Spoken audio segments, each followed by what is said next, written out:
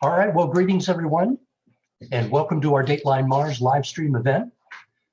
My name is Mike Murray with the Delta College Planetarium in Bay City, Michigan, and we're talking about the red planet because it's at its closest approach to the Earth right now, and that makes it best for observing.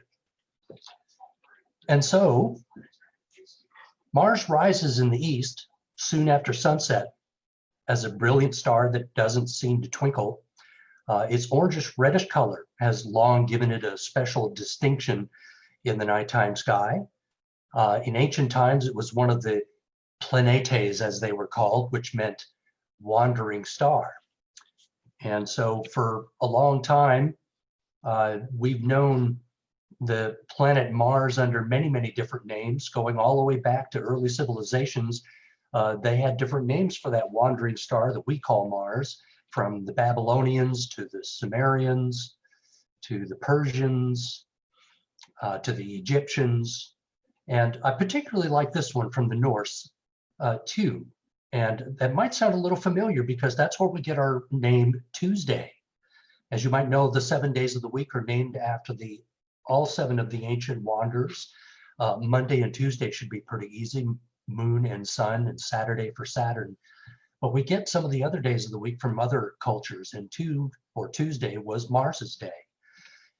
And then, of course, there's Ares, the Greek god of war, and then, of course, we adopt the Roman designation for the god of war, which is, of course, the planet Mars. So it's been known for an awfully long time. And again, if we go back to one of our star dome charts to locate the position of Mars, you can see that if we look, say, a few hours after sunset, you need to let Mars rise well above the horizon. It rises in the east soon after the sun sets in the west. That's why we call it opposition. But if you wait about 10 o'clock or so, Mars will come a lot higher, moving toward the southeast, and that makes it a lot easier to see with unpolluted skies. Another way of describing why we call this time opposition is to take a look at the solar system as if we were out in space looking down from above.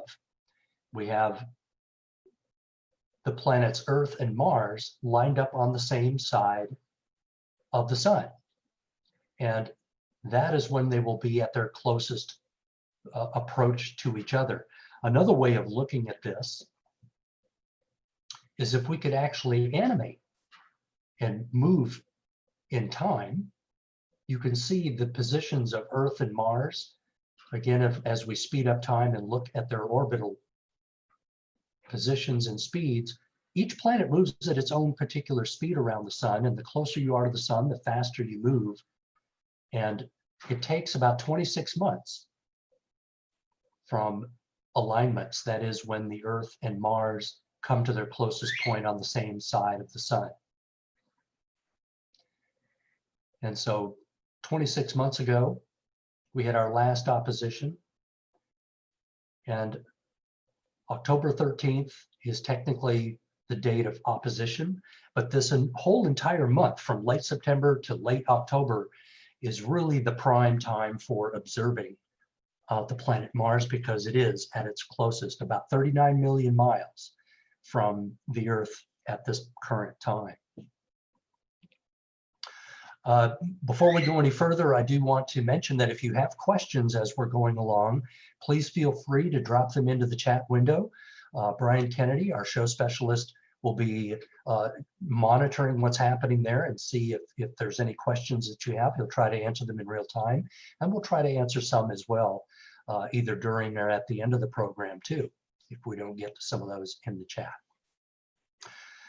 So again, for just a few weeks around opposition, Mars is going to be exceptionally brilliant in the night sky, which it is right now. In fact, it's even brighter than the planet Jupiter, which is shining really brightly in the south and moving toward the southwest at this time. If we could take a little clipped view from the planetarium software called Stellarium, if we could face east, And this could apply just as easily to tonight as well as October 13th. And again, wait till about 10 p.m. Mars will be getting nice and high in the east and starting to move, in fact, a little bit toward the south or east-southeast. And it will be very brilliant. You should be able to notice the color a little bit more easily right now because it is so much brighter. One of the things that I also like to look for, you might notice some other bright stars in the same vicinity. Up toward the left, there are some bright stars that kind of form a little bit of a curve. That represents the little compact constellation of Aries, the Ram. And way down over toward the left, rising just a little bit north of east, we've got a very recognizable little cluster of stars called the Pleiades. Many people actually refer to it as the Seven Sisters.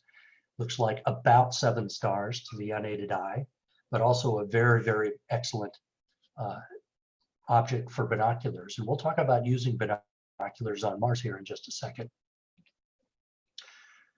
So what does it mean when Mars approaches and gets closer to us? Well, it's getting brighter because its apparent size is getting larger. If you could be looking at it through a telescope over the last few months, you would notice that at the same magnifying power, Mars seems to be getting much, much larger in the telescope.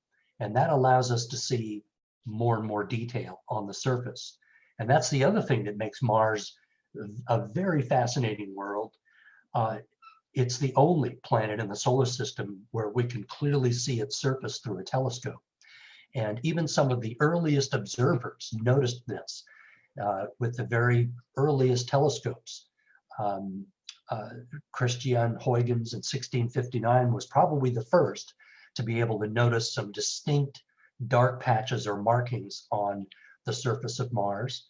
Of course, the English astronomer William Herschel, who discovered the planet Uranus, also with his much larger telescopes could see markings.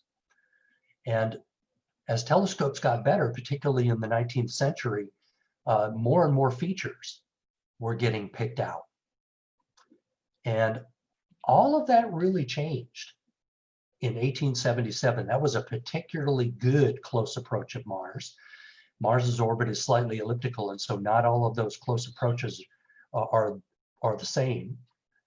And it was the Italian astronomer Giovanni Schiaparelli who, during an exceptionally close approach of Mars, started to see what he thought were a network of lines, or what he called canali, which in Italian means natural channel.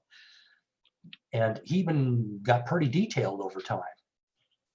Well, as some of you might have heard in the history of getting in toward the late 19th century, there was a wealthy Bostonian businessman named Percival Lowell, who had a real fascination with astronomy and the planet Mars in particular. And upon hearing about Schiaparelli's canali, he decided to build a major observatory in Flagstaff, Arizona in the 1890s, because he wanted to get out there and look for Mars himself. This observatory housed a beautifully made 24-inch Alvan Clark refractor, and that was one of the best telescopes of the day, and refractors were really the best instruments for looking at the planets.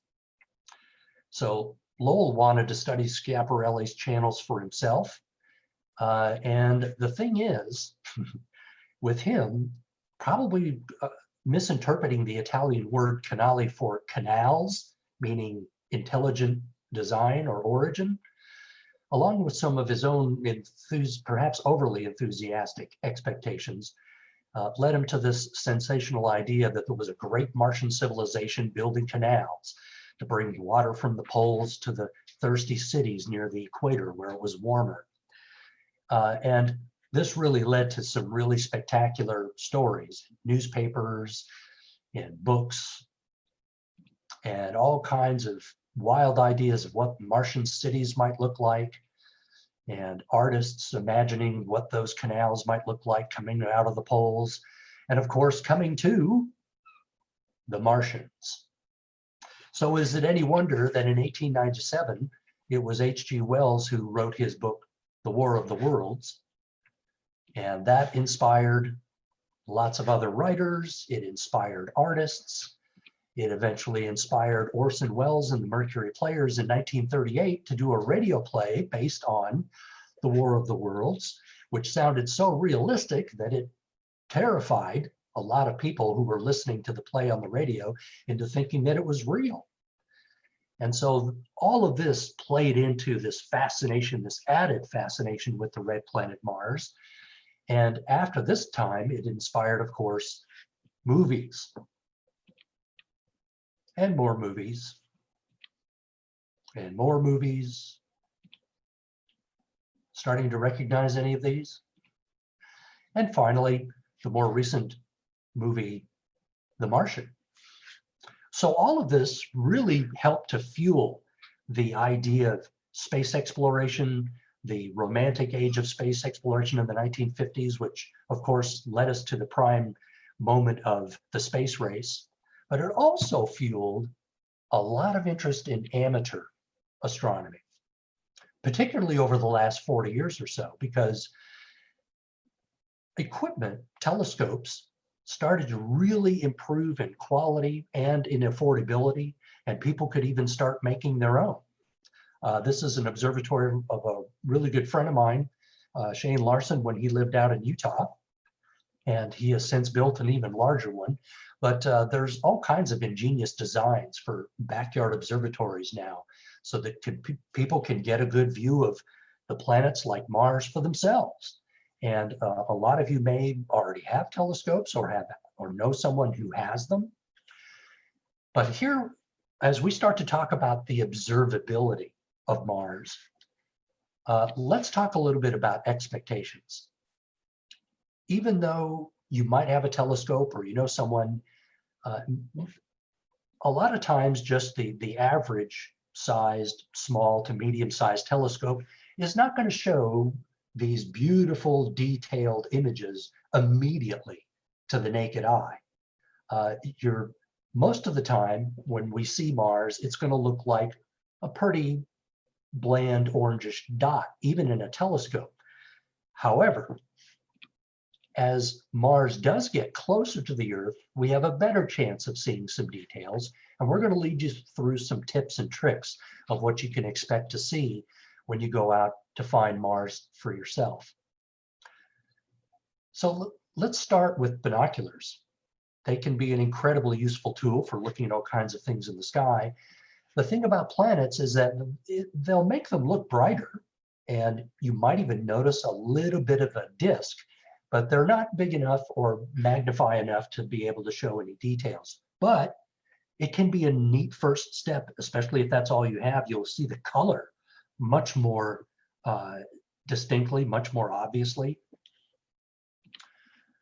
For a lot of us, if we have a small telescope, like say one of the little 2.5-inch refractors or 4.5-inch reflector, it will definitely start to show up as a dot, but it might still be a little difficult to see much detail.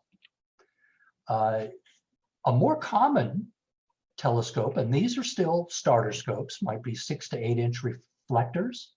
They can let you go to a little bit higher power, and under good seeing conditions, you can just begin to see some of the dark features and maybe a hint of a polar ice cap. So those can be helpful.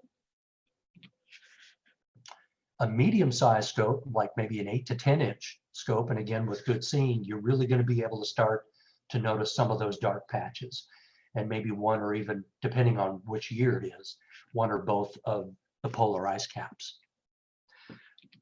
Now, some of these pictures that you've probably seen floating around, these can be seen in 10 or 12-inch telescopes. Oftentimes, this is the result, though, of astrophotography to help bring out some more of the details. But it is possible, anywhere from an 8 to a 10-inch telescope, to begin seeing these dark patches. The key is you want to take your time and let the image build up in your eye. We're going to talk about some of those tips and tricks. Just a few nights ago, I have a 16-inch reflector, and just a few nights ago, I went out and was able to see something actually pretty close to this, but it was also kind of warbly. Remember, this is like an instant in time and improving the view. Another good friend, Martin Ratcliffe from Wichita, Kansas. He also writes for Astronomy Magazine. He has his own observatory. And this is an illustration of how he saw the increasing apparent size of Mars in his telescope. And this is just from late July through late September. Have you noticed here that the ice cap seems to be shrinking? Now, most telescopes, especially reflectors, invert the image. So you're actually looking at the South Pole because it's flipped upside down. But Mars is heading into its summertime for the Southern Hemisphere, and that explains why the southern polar ice cap is shrinking. But we were still able to see it, my wife and I, in our telescope just a few nights ago. So it is still there. It's a little more distinct than I thought it was going to be. So it's, again, observing conditions, things like that. This is all, again, the same magnifying power. Many times we get questions about, well, what about the moons of Mars? Aren't there 2 moons? Yes, there are, but they are nothing at all like Earth's moon is compared to our planet, because Phobos and Deimos are 2 incredibly tiny moons orbiting around Mars, and they're also orbiting very close to the planet. In fact, Phobos is probably no more than about 18 miles wide, and it took until the year 1877, the American astronomer Asa Hall, with the 26-inch refractor at the U.S. Naval Observatory, to even discover it. It's been claimed that you can see them with like an 8-inch telescope today, but I've never been able to see them in a telescope that small. In fact, I've had trouble finding them even in my 16-inch telescope. If you know exactly where to look, most people find them through astrophotography, but you could always give it a try. If there's exceptionally dark skies, very excellent seeing, very dark, no moon, you know precisely where to look, you might be able to find them, but I wouldn't get my hopes up. All right, so let's go ahead and talk real quickly about those observing tips. What are some of the things that will help you to get more out of watching Mars? We've already mentioned a few. Transparent skies doesn't just mean no clouds, which is, of course, duh. We obviously want clear skies, but even if there are no clouds, there are other things that can affect transparency, you know, haze and humidity and smoke and dust, things of that nature. So you really want to be able to see a lot of stars. You want steady seeing conditions, which means you don't want a lot of turbulence in the atmosphere. You don't want it to be really windy. Make sure that you have gone out and gotten used to the night. In other words, no white flashlights. Give yourself at least 10 or 15 minutes for your eyes to get used to the dark, so that you'll see a lot more detail when you're dark adapted. If you have a telescope, make sure that it's sitting outside for maybe the better part of an hour, so that the optics have a chance to cool down to the same air temperature. Because if you have a warm mirror, it's going to give off heat waves and also affect the warbliness of the view. Something we call collimation. This is more important for reflecting telescopes, making sure that the optics are well aligned. Most refractors don't need to be aligned. Probably the biggest one here is take your time. Make sure that you let the image build up, that you're dark adapted, that you're shielded from any lights around you. And you can see the difference here between bad seeing conditions and really, really ideal seeing conditions. And finally, averted vision is something that might help you to see some of the little dark features and patches. That's, again, letting the image build up, but also maybe looking off to the side a little bit, letting the peripheral vision help you to see details. And just to give you an idea of what it would look like if you were looking through the telescope at relatively high power. This was just a few nights ago from an amateur who was using a camera on his telescope. And you can see what I mean about the warbly atmosphere and how you really want to take your time so you can see more and more details kind of flicker in and out. And over time here, did you notice that the south polar ice cap is kind of flickering in and out here? So the more time you watch, and then you see this triangular feature here, this is called Syrtis Major, and this is visible right about the same time for right now, each night about 10 o'clock. It should be nice and central. So again, this is what I mean by the warbly turbulence of the atmosphere affecting the view. Transparency can affect this, and of course, how dark the sky is. All of these play a factor in what you're going to see. So this is an 11-inch telescope view using a camera. Did you notice, of course, we were just pointing out some of those dark features that are on the surface of Mars. In the early days of telescopes, it was thought the features might actually be vegetation because they seem to change with the Martian seasons. But in fact, when we sent spacecraft to Mars, we noticed that no, there's no vegetation. There's not even a very thick atmosphere. It's very, very thin. In fact, only about 1% the pressure of Earth's atmosphere. And it turns out that the darker regions are more like the splotches of where there's exposed rock, while the lighter areas are desert sand. And they can change shape over time because of the strong Martian winds.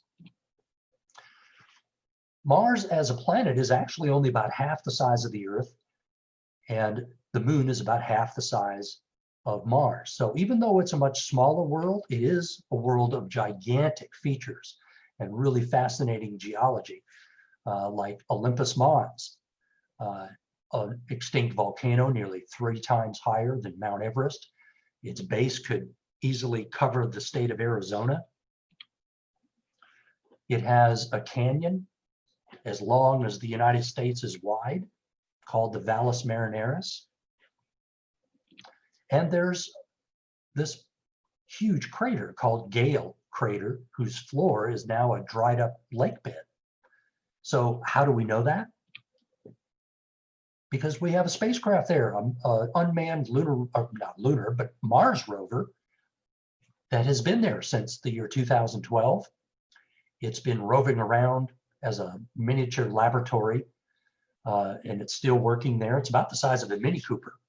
And it has a whole host of equipment on it so it can drill into rocks and soil and analyze what's there. And it has proven that there's a lot of minerals there that used to be submerged in water.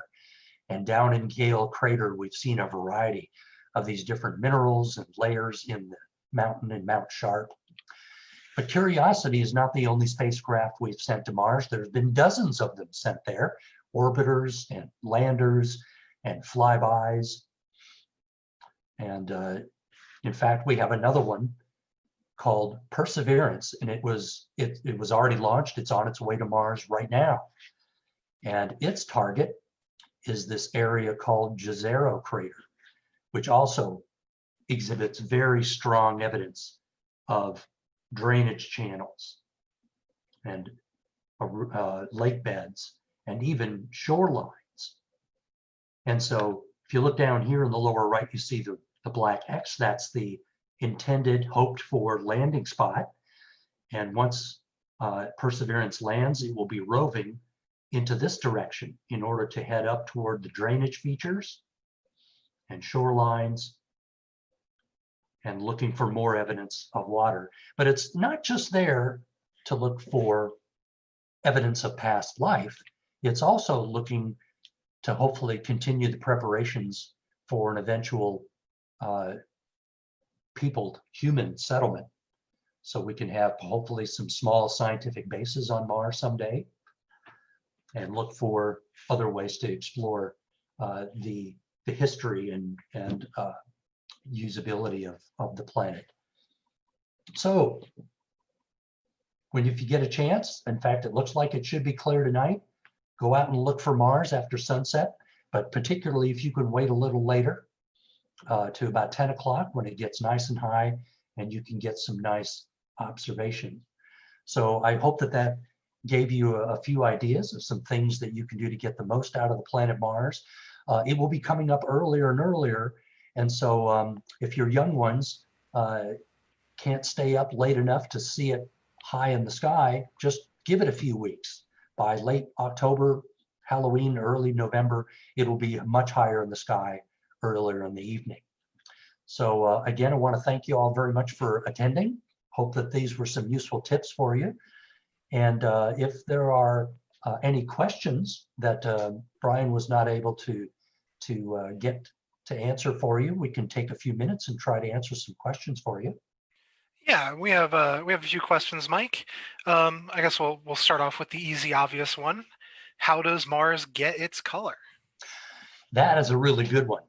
Mars, in fact, in some of the earliest times, we wondered, wow, is Mars red because it's hot? Well, actually, of course, we know now Mars is a very cold desert planet, but it did have a lot of water in its past when its atmosphere was thicker, and there is still a lot of water locked up in the soil. But there's also a lot of iron, and you know what happens when iron and water mix? You get rust. So think of Mars as the rusty red soil, the rusty red planet. Yeah, speaking of water, Mike, we have a few more questions about water on Mars.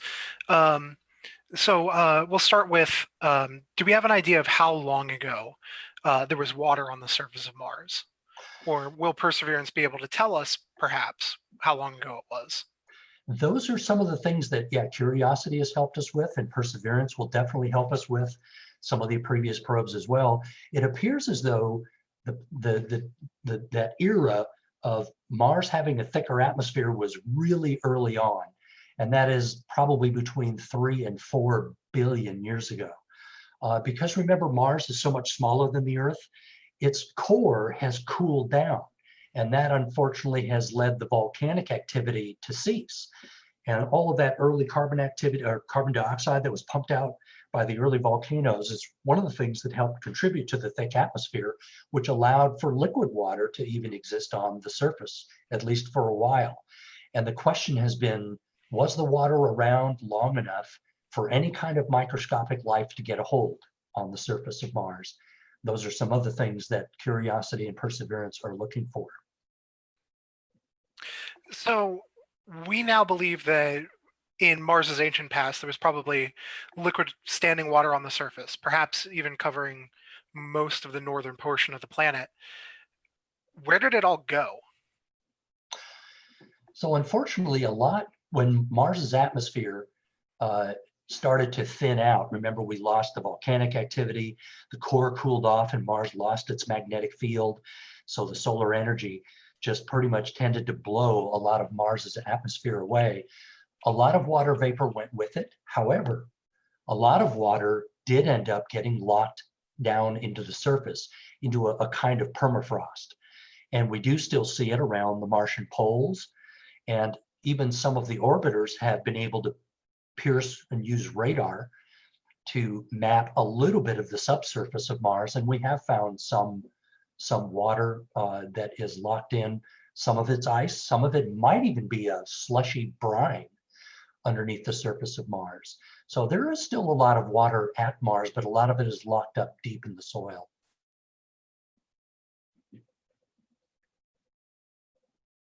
Yeah, in fact, Mike, haven't there been recent reports that water has been detected below the South Pole? That's right. In fact, it's one of the European Space Agency's orbiters that has some special equipment that allows it to pierce down into the surface. Now, it's not really conclusive yet. It does look as though there might be some aquifer type reservoirs under the surface. But there's some speculation as to whether it's really liquid or is it kind of a slushy, very, very salty brine mixture that's underneath. But in either case, that is more evidence that there's water, at least some sort, in some condition on the planet. But yeah, mostly under the South Pole. So switching gears a little bit, we talked a little bit about different robots going to Mars and being on Mars. How long does it take to travel from Earth to Mars? So you might have noticed that We only tend to send spacecraft to Mars about every 2 years. Remember that opposition time period we were talking about? Now is that perfect time when Mars and Earth are near each other to put a spacecraft on a curved trajectory to get to Mars. However, even under those circumstances, it can take 6 to 8 months for a spacecraft to cruise and finally arrive at the planet Mars. Yeah, that's one of the major challenges with sending people to Mars, of course, right? Because it would take about 6 months to go there, but then the planets are totally out of position. You have to wait almost a year before they're back in position again to come back. Exactly. And that's one of the challenges is, can we put a crew in space for that long and have them be on the surface of Mars for nearly a year before they're ready to come back? Now, some of you may have heard of the author, former NASA engineer Homer Hickam, the author of the book Rocket Boys, or it was the primary figure in the movie October Sky. I did actually have a chance to have a conversation with him one time, and his attitude was, if we really want to get to Mars and be serious about it, we really need to go to the next generation of rockets. We really need to develop rockets that can get us there faster, because he said, all these years that we've been studying the effects of spaceflight on the human body, we pretty much know one thing: it's bad. And that if we really want to minimize those kinds of risks, we really need to get there faster. So hopefully someday we'll be able to get to the next generation of rocket engineering. So, again, about sending people to Mars, what kind of gravity would they experience there? So you noted that Mars is only half the size of Earth. That means that its gravity is only 38% as strong as it is here on the Earth. So you would definitely experience, you wouldn't be bouncing around like we did on the moon. That was only 16% as strong, but you would still need a pretty regimented physical exercise program to stay in shape, because the Martian gravity would still be a lot weaker than we're used to.